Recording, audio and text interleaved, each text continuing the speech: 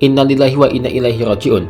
Mantan Menteri Pertahanan Menhan Ryamizard Ryacudu dikabarkan meninggal dunia di usianya yang ke-76 tahun pada Minggu 31 Mei 2026. Ryamizard Ryacudu meninggal dunia saat menjalani perawatan di Rumah Sakit Pusat Angkatan Darat atau RSPAD Gatot Subroto, Jakarta Pusat. Beliau wafat akibat masalah kesehatan jantung berdasarkan perawatan yang dilakukan di Cardiac Intensive Care Unit atau CICU di rumah sakit tersebut. Isak tangis keluarga mewarnai kedatangan jenazah Ryamizard Ryacudu di rumah duka yang berada di Cikeas, Bogor, Jawa Barat, tepatnya pada pukul 16.55 WIB. Sudah banyak pelayat yang berdatangan. Mereka diantaranya adalah keluarga dan kerabat dari almarhum Ryamizard Ryacudu.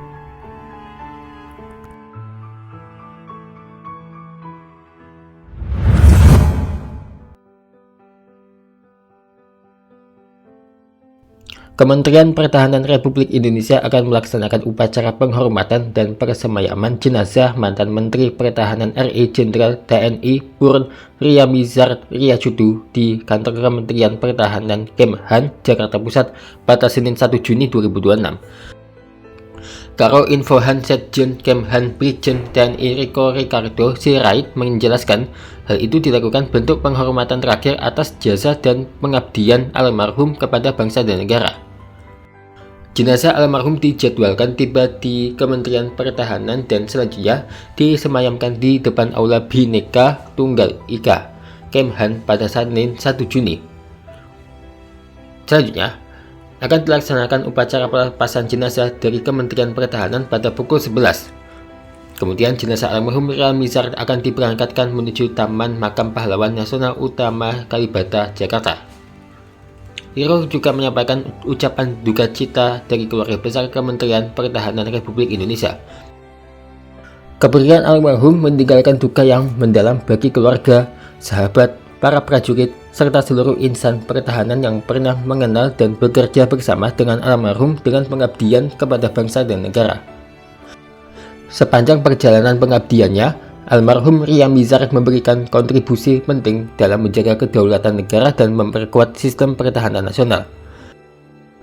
Pengabdian tersebut, kata Riko, mencapai salah satu tonggak penting ketika beliau dipercaya mengemban amanah sebagai Menteri Pertahanan Republik Indonesia periode 2014-2019. Bagi Kementerian Pertahanan, almarhum bukan hanya seorang mantan Menteri Pertahanan, tetapi juga figur yang meninggalkan jejak kepemimpinan, semangat pengabdian, dan komitmen yang kuat dalam membangun pertahanan negara.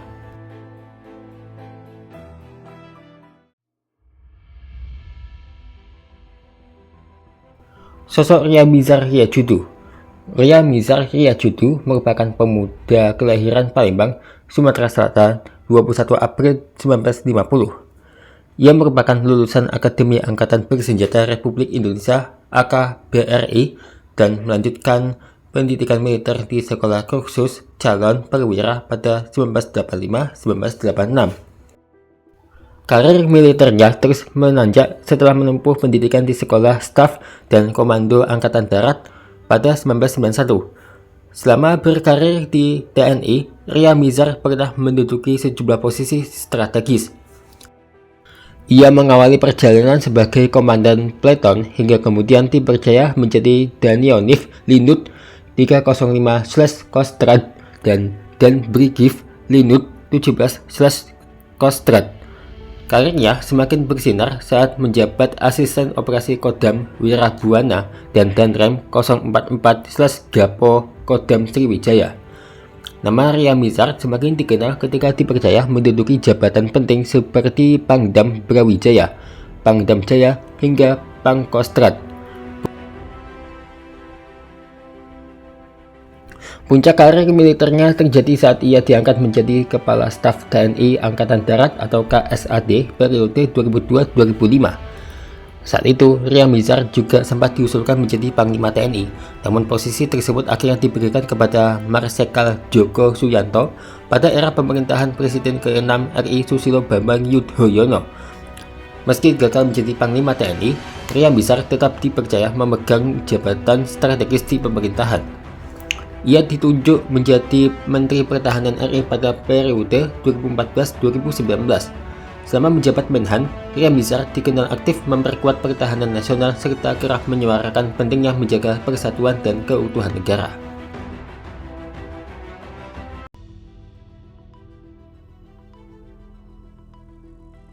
Awal karir Ria Mizar Riacudu selama periode 1974-1995 adalah sebagai Komandan Peleton, Komandan Kompi Wadan Yonif Linut 305/Kostrad dan Yonif Linut 305/Kostrad dan Brigif Linut 17/Kostrad. Kemudian Ria Mizar Riacudu dipercaya untuk menduduki jabatan sebagai Asisten Operasi Kodam Wirabuana dan selanjutnya diangkat sebagai Komandan Korem 044/Gapo di Kodam Sriwijaya. Saat menjadi perwira tinggi, jabatan yang diembannya adalah Kepala Staf Divisi 2/Kostrad tahun 1997, dilanjutkan sebagai Kepala Staf Kodam Sriwijaya. Perjalanan karirnya kian naik hingga akhirnya membawa Ria Mizar Riacudu menduduki kursi Menteri Pertahanan dan Keamanan di tahun 2014-2019. Berikut rincian jabatan yang pernah diamanatkan kepada Ria Mizar Riacudu.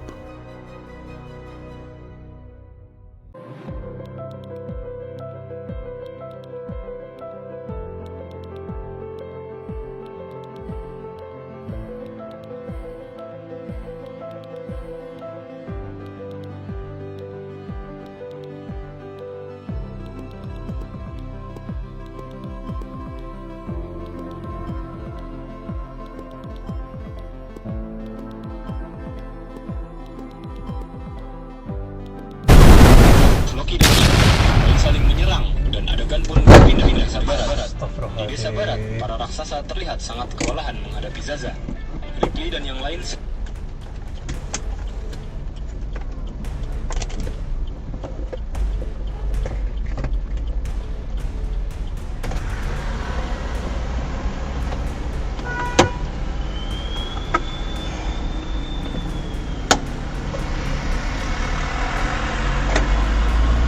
Kenapa Pak?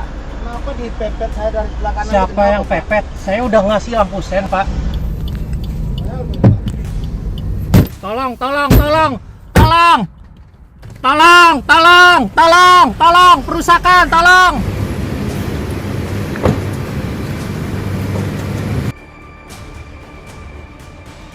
Viral, pria ini ngamuk dan rusak mobil di tol JORR.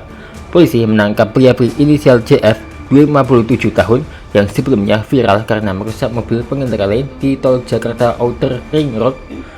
JF ditangkap di kediamannya di kawasan Ciputat, Tangerang Selatan. Untuk pelaku ditangkap di kediamannya di Ciputat, Tangerang Selatan, kata Panit 1 Subdit Resmob di Treskrimum Polda Metro Jaya AKP Pedi Wibison dalam keterangan video kepada wartawan Minggu 31 Mei. Dari pemeriksaan awal, JF mengaku kesal karena merasa tidak diberi jalan saat hendak menyalip kendaraan korban yang dikemudikan Peter. Penyebabnya masih dalam pendalaman.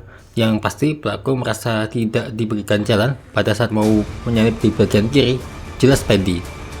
Polisi kemudian menetapkan JF sebagai tersangka dan menjeratnya dengan pasal 521 KUHP tentang perusakan atau penghancuran barang. Atas perbuatannya, JF terancam hukuman penjara paling lama 6 bulan atau denda maksimal 10 juta rupiah. Kasus ini menjadi perhatian publik setelah rekaman kamera dashboard milik Peter viral di media sosial TikTok dan Instagram. Dalam video tersebut, mobil Peter terlihat melaju di lajur kiri, sementara sebuah mobil lain berada di belakangnya dan mencoba mengambil jalur di sisi kanan. Tak lama kemudian terdengar suara benturan keras. Pada rekaman berikutnya, mobil yang sama terlihat berhenti di depan kendaraan Peter. Pengemudi mobil itu lalu turun dan menghampiri Peter. Setelah itu, pria tersebut kembali ke mobilnya. Dalam rekaman lain yang diambil menggunakan ponsel, pelaku terlihat memukul spion kanan mobil Peter menggunakan kunci roda sebanyak 3 kali. Peter mengaku sempat berusaha mengejar pelaku, namun ia memilih menghentikan pengejaran dan menempuh jalur hukum. Menurut Peter, ia sempat memberi kesempatan kepada pelaku untuk meminta maaf hingga Jumat 29 Mei. Namun karena tidak ada itikat baik, kasus tersebut akhirnya dilaporkan ke Polsek Kebayoran Lama. Tuh Pak, makanya Pak, kalau mau nyalip itu harus hati-hati juga Pak. Walaupun korbannya memang udah nyalain sen ya, tapi bapaknya nggak mau hati-hati. Ya, jadinya gara-gara bapak ini, ulahnya sendiri, jadinya ya masuk penjara deh. Ya, katanya sih emang di penjara 6 bulan.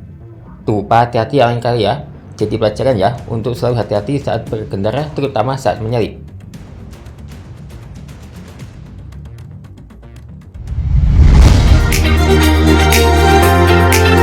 Terima kasih ya telah menonton.